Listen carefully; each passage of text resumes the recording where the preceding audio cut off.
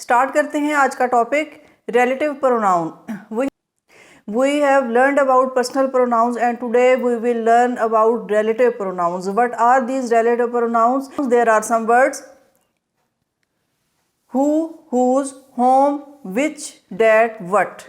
These 6 words are called relative pronouns, as relatives are very helpful in life and relative pronouns are helpful in our communication, in our speech. So first of all there is who. Who जिसे हम कहते हैं कौन, whose and whom. आप already हम personal pronoun में जैसा कि पोजेसिव और एक्यूजेटिव केस के बारे में पढ़ चुके हैं, तो यूं ही समझ लीजिए कि whose and whom. whose is the genitive case for who, whom accusative case for who. Who is used for persons for both genders and for singular plural both. दोनों के लिए इस्तेमाल किया जाएगा who, लेकिन ये सिर्फ पर्सन के लिए होगा, किसी नॉन लिविंग थिंग या एनिमल्स के लिए यूज़ नहीं किया जाता। जबकि whose और whom यूज़ किए जा सकते हैं, whose नॉन लिविंग थिंग के लिए भी यूज़ किया जा सकता है, but whom mostly living things के लिए ही यूज़ किया जाएगा। The next is which relative pronoun is used only for things. ये सिर्फ नॉन लिविंग के लिए ही इस्तेमाल किया जाता है, इसे लिविंग थिंग के लिए इस्तेमाल नहीं किया जाता which. And this is also use for singular and plural both. Okay, what का इस्तेमाल कुछ रेस्ट्रिक्टेड है. What is use only for things and only for singulars के थिंग्स. इसको नॉन लिविंग थिंग के केस में या और सिर्फ सिंगुलर के लिए ही इस्तेमाल किया जाता है what. And the last one there is that. That is use for living and non living both. याद रखें कि डैट दोनों में इस्तेमाल किया जाता है. तो आइए कुछ सेंटेंसेस से इनको मज़ीद समझते हैं. In first line there are 2 sentences. I met my sister, she had just return. हम हु के इस्तेमाल को यहाँ समझने की कोशिश करते हैं कि किस तरह से ये 2 सेंटेंसेस को मिलाता है. How can we join 2 sentences with the help of relative pronoun. In fact, relative pronouns are used to join clauses in the sentences. देखिए कि I met my sister who had just returned. अब इसे relative pronoun क्यों कहा जाता है? यहाँ जो who stand करता है किसके लिए? सिस्टर के लिए. Who refers to the sister. This who is called relative pronoun. ये रिलेट करता है उनसे, उनकी सिस्टर से. अब आप इस तरह से समझ सकते हैं कि इन्हें relative pronoun क्यों कहा जाता है.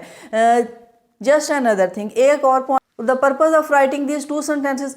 तो यहाँ ये 2 सेंटेंसेस को ज्वाइन करने का पर्पज़ ये था कि आपको ये बताया जा सके कि यही relative pronoun they are also called conjunctive pronouns. यहाँ ये बात याद रखें कि यही the same words, the same pronoun जिन्हें हम रिलेटिव प्रोनाउंस के नाम से जानते हैं, इन्हें कंजंक्टिव प्रोनाउन भी कहा जाता है. I found the book that was lost yesterday. So it is easy for us to understand that this that refers to the book. अब ये डेट किसके लिए इस्तेमाल किया गया है? डेट का इस्तेमाल किया गया है बुक के लिए. There are 2 clauses in this sentence.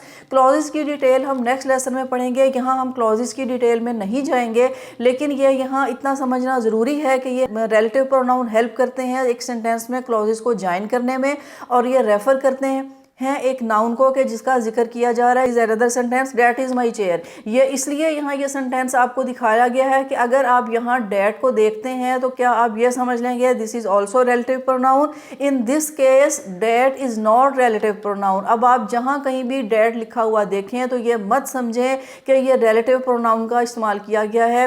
In this sentence that is not relative pronoun. यहाँ ये रिलेटिव प्रोनाउन नहीं है. ये रिलेटिव प्रोनाउन उस वक्त ही कहलाएगा जब ये रिलेटिव का रोल प्ले करेगा. Okay, look at the next sentence. The man who is honest is trusted. They never fail who think great. The use of who, ये सेंटेंसेस इसलिए लिखे गए हैं कि आप हु का यूज देखें. In these 2 sentences who is used for singular and plural both sentences. This is Mister Smith whose writings are famous. The use of whose. Look, अब ये जैसे कि पोजेसिव केस, मैंने आपको स्टार्ट में बताया कि पोजेसिव केस हु का पोजेसिव केस हुज यूज किया जाता है. अब हुज राइटिंग के हुज राइटिंग्स मीन के राइटिंग्स बिलोंग करती हैं मिस्टर स्मिथ से. किसकी राइटिंग्स? मिस्टर स्मिथ की writings. The possessive case for who.